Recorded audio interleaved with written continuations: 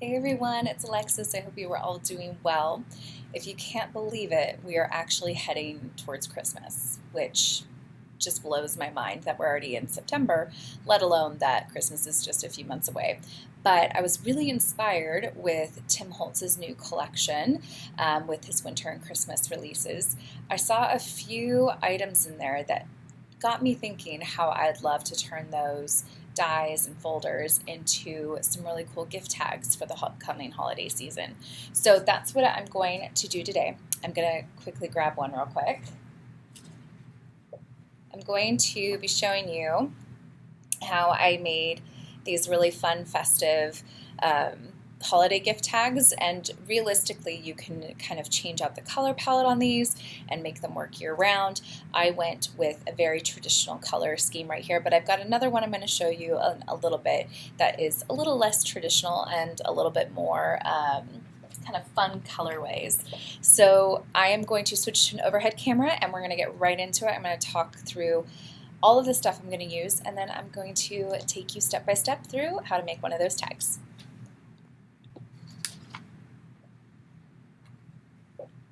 Okay, so I was talking about how there are two different kind of sets, or there were a few sets really, but these two in particular, which is, this one is called Seasonal Sketch, and then this multi-level 3D embossing folder is called Arched. I saw these and I really just wanted to use them in some fun gift tags, but I really loved that this could be something that had an Art Deco feel, so you could go with lots of metallic colors, or I wanted to try it by cutting it out of black and then having a pop of color on top of that. So that's what I ended up doing. I went through and I'll kind of show you, I'm going to put together the tags on camera so you'll be able to see, but I just wanted to talk about these two sets real quick. So Seasonal Sketch is an 8-pack design, and it is designed to line up these kind of, I want to make sure that it focuses real quick. There we go. These intricate layering pieces that lay on top of the solid pieces below are designed so that they can line up perfectly, but it's also really nice, and what you'll see I did today is I offset them so that they kind of don't line up perfectly and give it more of a dimensional look. If you look really closely right here, you can see how each of the pieces has a solid piece and then a layering intricate piece. So both the holly leaves, this trio set, and this double leaf, and then the berries, all of them have a solid layer underneath, and then they have an intricate layer that layers on top. So they're connected, the holly leaves, this trio of 3, but you can cut them apart, separate them out. I chose to leave them kind of the same today, but I really love how florals just in general, even though these are holly leaves, I do think this flower, even though it's kind of like a poinsettia, I do think that could be used year round. So it's interesting to me how Tim kind of picks his foliage pieces, because I've seen some really amazing makers take the foliage pieces and get them to work all year round, and I just love that about it. So here's the actual dies themselves. This is a Thinlits die set, and as you can see, this is a really intricate kind of layering piece that goes on top of these solid pieces. And I've kind of pre-cut a few of my pieces. I am going to cut some of these just so you can see how easy they are to use. But I have pre-cut my flowers and my berries, but I'm going to cut my leaves for you in just a minute. Then there is the multi-lever texture fade embossing folder called Arched, and this is a really intricate geometric pattern.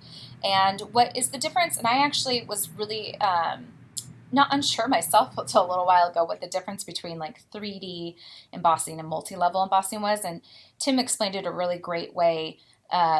Multi-level meaning it just has multiple layers, so they're all kind of the same layer, but then it has different dimension layered down. So I've actually got one cut right here so you can see just how those layers kind of inch in on themselves. So you get this top layer right here, and then the next one fades down, and then the next one fades. So you've got like kind of a base, a mid, and a top layer.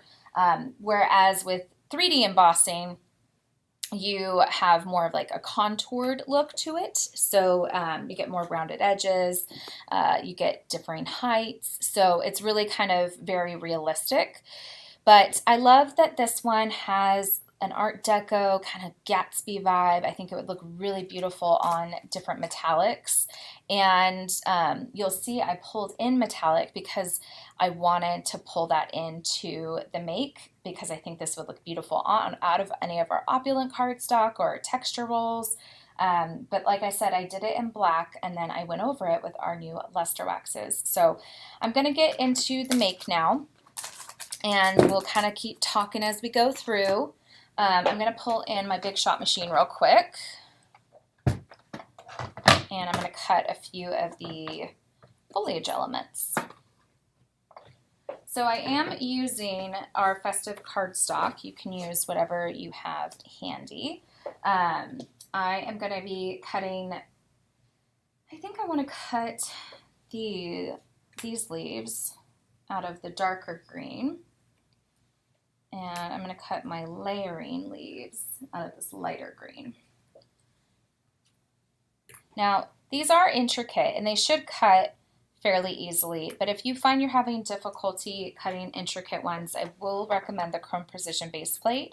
That helps when you need to cut those intricate dies, especially a lot of Tim's dies are on the intricate side sometimes. So having that extra little oomph with your chrome plate underneath the dies really just gives you a really nice, crisp, clean look. So I'm just going to run them through twice because these dies are brand new, so there shouldn't be any issue with those intricate dies cutting. But as you can see, it cut two kind of layers.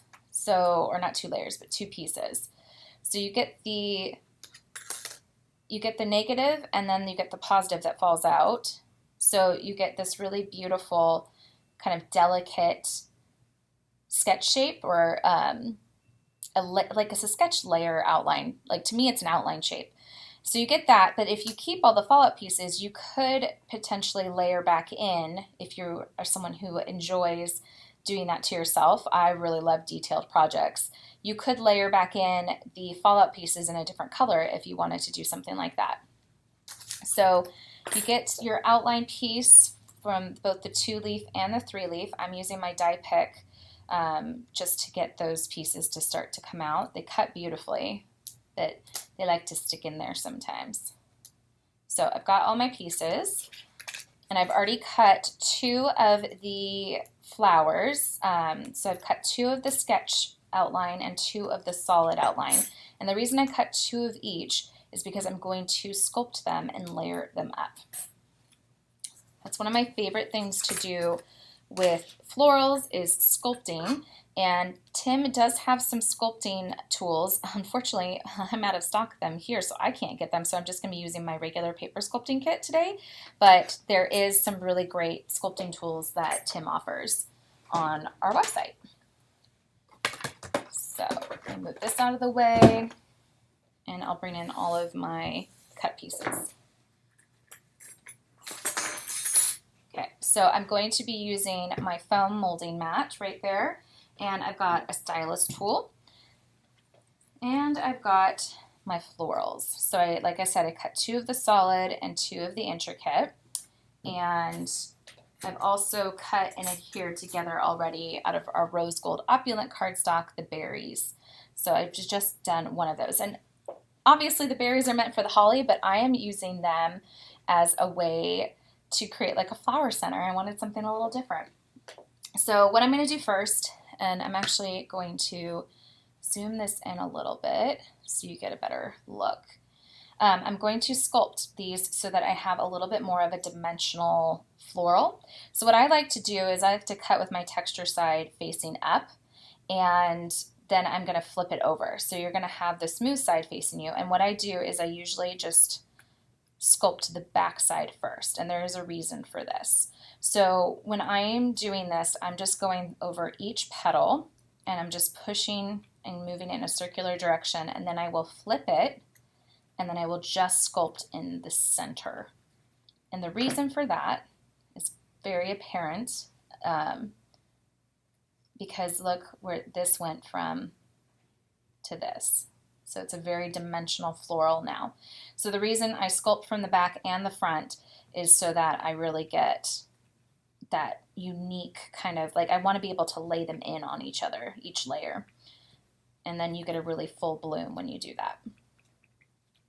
So you can see I'm pushing in pretty hard. That's because I want something really dimensional. You don't have to push that hard when you're sculpting. You can kind of pull it back out. And then what I'm going to do is just start to kind of layer them the way I envision. Okay. And then I'm going to use my express glue to adhere these together real quick. So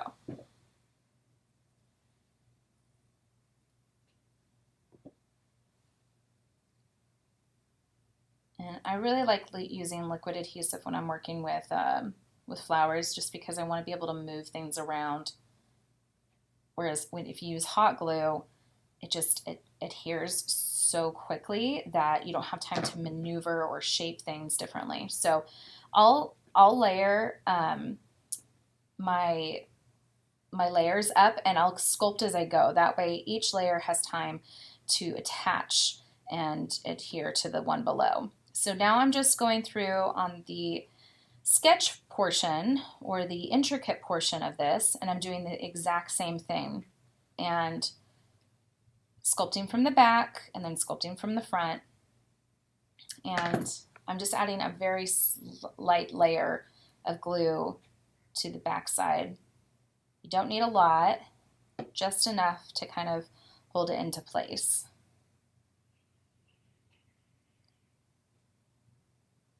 And you'll start to see this really cool looking floral come together. I love this set. I thought it would be really amazing to see it done in a bunch of different ways.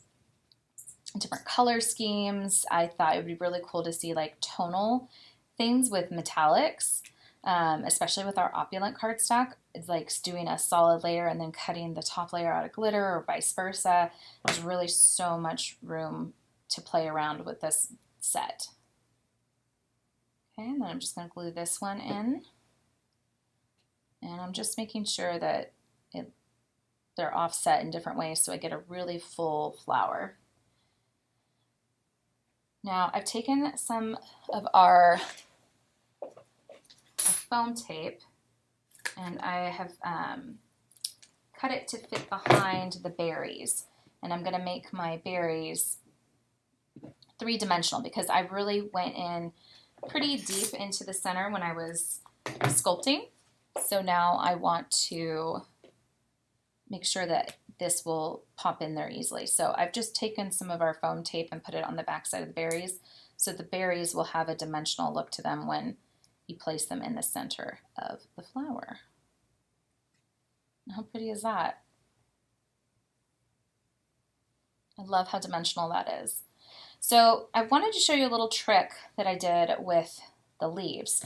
Now, if you have our fold and form tool, you can do this too. I don't have mine on me right now, but I wanted to show you another way that you can use your sculpting tools. So I want to get a very kind of just subtle,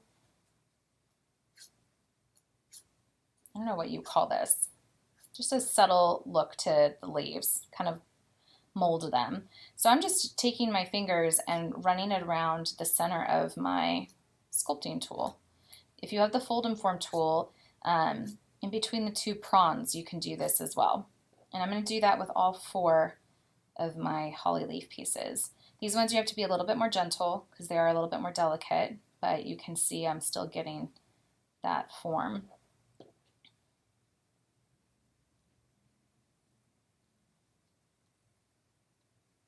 Okay, so now what I'm going to do is I'm going to adhere these on to the solid pieces, but I've offset these 2 and I'm only going to add glue to just this portion right here. So just a small amount of glue just to hold it in place, because you're going to be adhering the flower on top, so that'll secure it down as well, but you don't really need a lot of glue. I've just offset them so that I get a little bit more of a dramatic flair when I go to put these on my tag. So I'm going to do the 3-prong one now. A little bit more adhesive.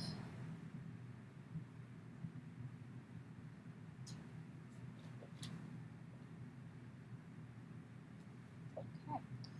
So I'm going to set these off, set them off to the side and let the adhesive kind of take over. That's it for the sculpting. Now I want to get my base prepared. So I'm going to bring back in my machine and I'm going to cut a tag. So I'm using Tim Holtz's tag collection. It's an 8-pack framelit set and it comes with a variety of sizes of just basic tag sizes. So I'm using kind of a mid-size tag. I'm going to zoom this out again so you can see what I'm actually working with. And I'm just going to cut this from black cardstock. This is part of our Festive pack again. Everything I've used so far is in our Festive cardstock pack. And then I've used our rose gold opulent cardstock for the berries. So I've cut my tag so I get a nice little tag shape. And now I'm going to emboss this tag. So with any type of embossing, you want to get your paper wet. So I'm just going to spritz this off to the side. You want to make sure you get it pretty wet when you're embossing so that you have a nice imprint, or emboss I should say. Okay. So with 3D embossing, you're going to just be on your lower platform. Everyone is going to be able to follow these instructions on any of your platforms. The instructions are printed on the platform. So I've got mine set up to do 3D embossing. When I do 3D embossing, I do like to put this in at an angle so that it feeds into the machine well. And then you're just going to run it through at a bare minimum 2 times, but realistically we recommend 3 times when you're doing 3D embossing. Even though this is technically a multi-layer, it still is asking the paper to move, so that's why we get it wet so that the paper will meld a little bit easier into all those nooks and crannies. So I get a really nice emboss, and I'm just going to move that off to the side again. The next part is how we get our background. So I'm going to bring in a craft mat because it's going to get a little bit messy. I am going to be using our rose gold luster wax. So if you aren't familiar with our Sizzix Effects luster waxes, that's a mouthful. We did get them in 3 colors. They're gold, rose gold, and silver. They are a beeswax-based wax. They smell amazing. They're infused with orange oil. But what we love about them is how smooth they apply to embossing and how beautifully they bring out the emboss. So what I loved about this particular folder is both the debossed and the embossed side are equally stunning. I'm using the debossed side because I just wanted that top layer to bring out, I just wanted to put luster wax across the top layer to really bring out that design. So I'm just going to get a piece of scratch paper real quick. If you have like a Post-it note or a piece of scratch paper, you do want to apply just a small amount to your fingers and then go on to your emboss. And I'm going to zoom this in a little bit again so you can see what I'm doing. Now, you want to take your time. This does go on very smoothly. It's a really nice application, but you do want to just gently go over it and build it up gradually. If you go on, you might glob it somewhere and then you'll have to start over, or you can do what I do and usually I cover it up with something else. But just tapping off the excess is a really great way to get a nice application across your emboss. So you'll see I'm just going over the entirety of the design first, and then I'll go back over it again and build up those layers and those colors.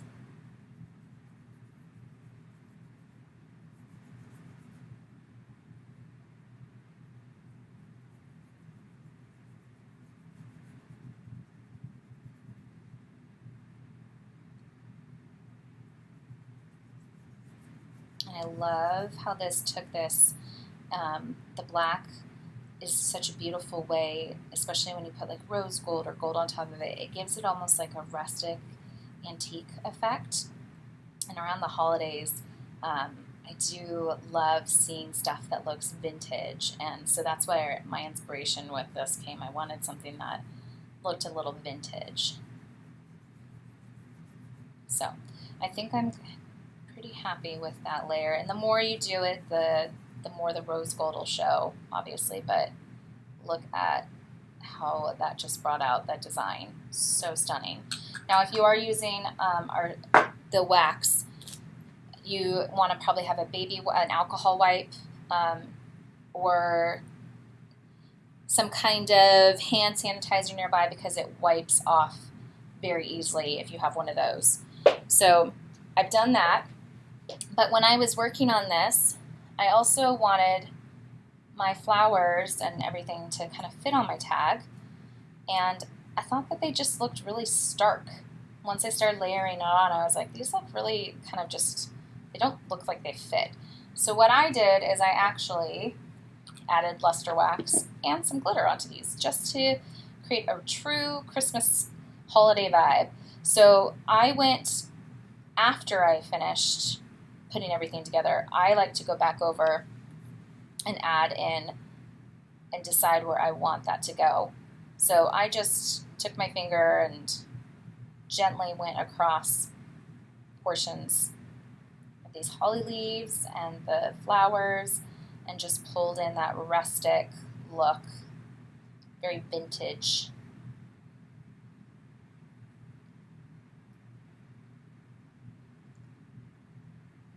You can go as much or as little as you want on here. I wanted that rose gold to really peek through from the background, but also feel like it fit in a little bit better. And now they don't feel quite as stark as they did when I didn't have anything on them. You could also, if you don't want to use luster wax, you can also use distress inks or oxide inks and add realistic kind of textures that way. I love using distress. I think it's one of my favorite things to add onto paper, because you can really just change the entire look of something by adding a shadow effect. So just keep going over these a little bit here and there, really build up that rose gold effect. And then I did it on my flower too. Now in this case, I just kind of went around the edges, really built up that color in very strategic kind of places. Mostly getting the tips and the edges, and then I'll kind of work my way a little bit in towards the center in just a minute.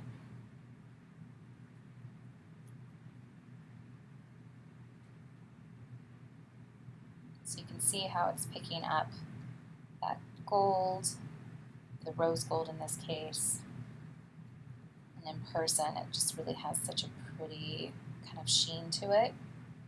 You can see I've missed a few spots, so I'm just going through. Some people might want to do this each layer as they're assembling, but I don't like to, because then I might have put it too heavy in one area. So that's why I like to go back after the fact and add in my luster wax where I want to place it, because when you're doing it layer by layer, you can't always tell where you've placed it until you set it down, and then it might be too much in one area. So I've got my luster wax on there. I'm just cleaning off my finger real quick. The next thing I wanted to do is add a little bit of glitz to my project. So I'm bringing in my funnel tray because I'm going to be working with glitter. I'm going to be using our new rose gold glitter. This is our fine biodegradable glitter. We came out with it in 3 new colors. So we have rose gold, silver, and white. And I've got the white right here because I also use the white on something else I'll show you in just a minute. But I love the fine biodegradable glitters because they add just the right amount of glitz and glam to your projects, but they are just eco-friendly, which I love. So what I did is I strategically am going to place, I'm going to show you the original so you can see what I'm doing. So as you can see, let me focus there, I've gone through and added glue in a few various places, and then I just put glitter over the top of it, the rose gold glitter. So that's what I'm going to do. Now that I've got my rose gold right here, I have put some of our express glue into a fine tip bottle just so that I'm not getting too much glue in such fine detail. So I'm just going to go through and I'm going to add like lines and blotches and patches of adhesive where I think some glitter might look good. You can do as little or as much as you want. I just want it to feel like I sprinkled it on. Okay, I think I like that. So now I'm just going to lay it into my funnel tray. And I love this funnel tray because then I can just gently, as I'm dousing it with, I'm going to let that sit in for a second while all that glitter kind of seeps into the glue. And then I'm going to tap off the excess here in just a second.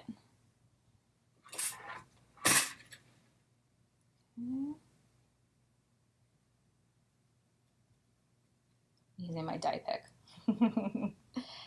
While I love the look of glitter, I don't like glitter all over me. And look how that just completely changed the minute I added some of that rose gold glitter.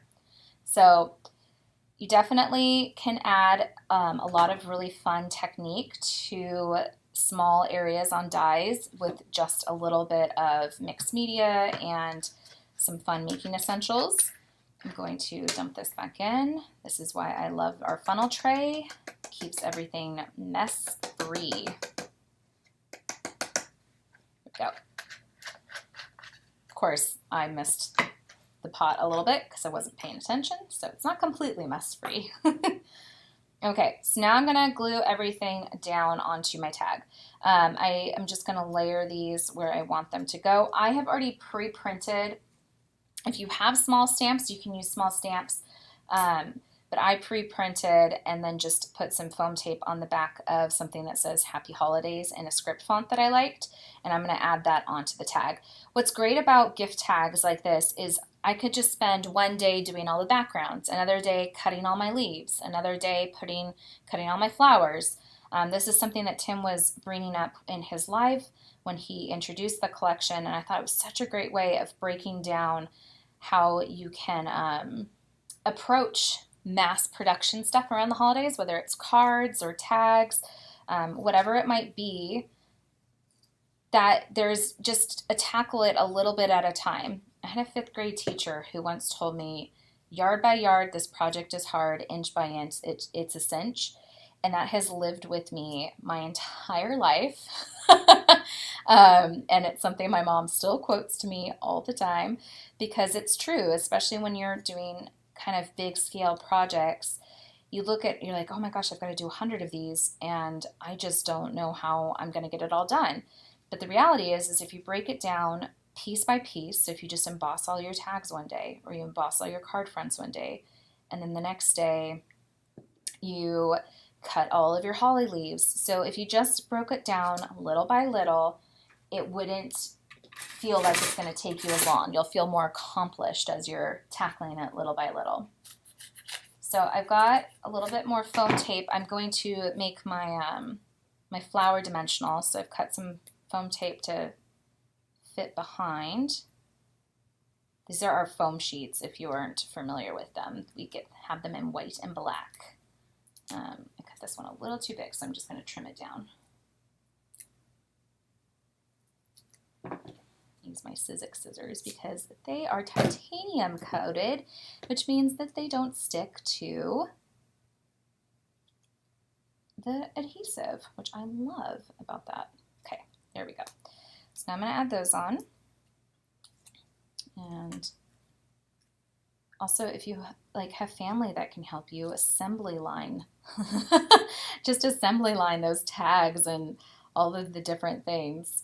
And then I'm just going to add my little happy holidays on there down here, I think.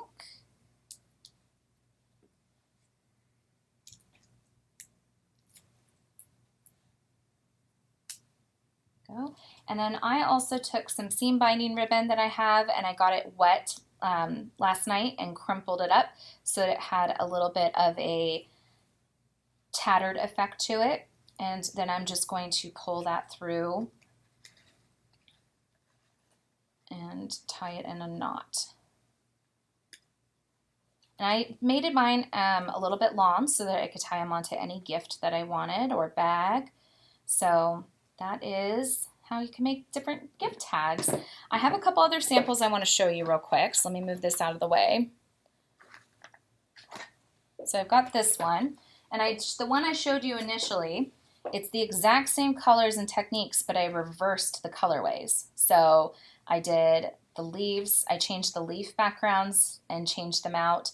And then with the flowers, I did the same thing. I did the dark on top here and the brighter on top here. So you can play around with your tags that way and create different looks by just switching the color scheme. I also wanted to show you, if you don't want to do anything to the background, I wanted to show you just how pretty it was even by itself. I hope you can see this because in person it's a lot better. But yeah, you can just leave it plain. The embossing just adds a really nice texture. And then I liked the black because you can really do any color scheme. So I was like, well, I'm going to do pink then. So I did some of our ballet slipper, and then this is like a dusty rose from our botanical. Both of these are from our botanical pack, the leaves and the pink, that dusty pink. And then I also wanted to show you one other way you could create a really cool effect. So I added some of our dimensional paste to the edges of the leaves and the flowers, and then I let it dry.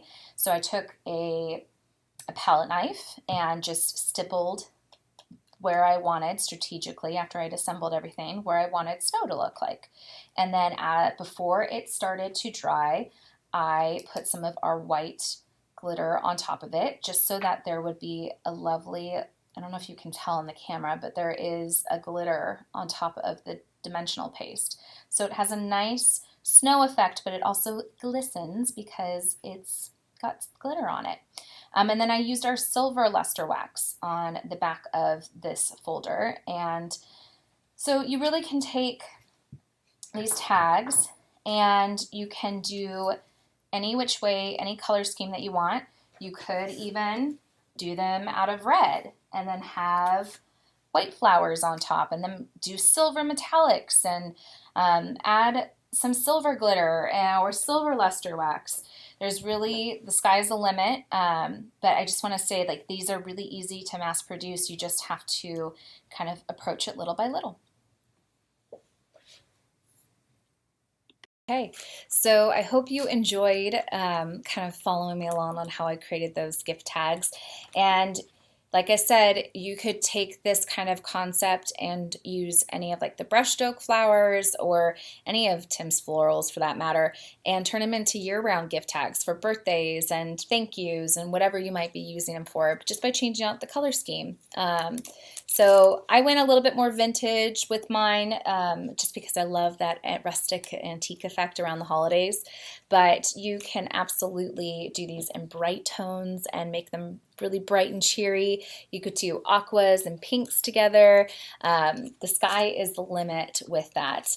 But if you have any questions about anything, please be sure to put them in the comments below, and make sure to check out Tim's live that he did when he went through everything. His makers did some incredible stuff with seasonal sketch and with arched, which I've shown today. So go there for further inspiration. Let me know if you really like this, if you could see yourself doing gift tags around the holidays, and what other sets from Tim that you might use to actually make those gift tags. And if you want us to see and share what you are using, be sure to use the hashtag #MyMakingStory. And we will share what you have. I hope you are all doing well. I look forward to seeing you again soon. Until then, take care.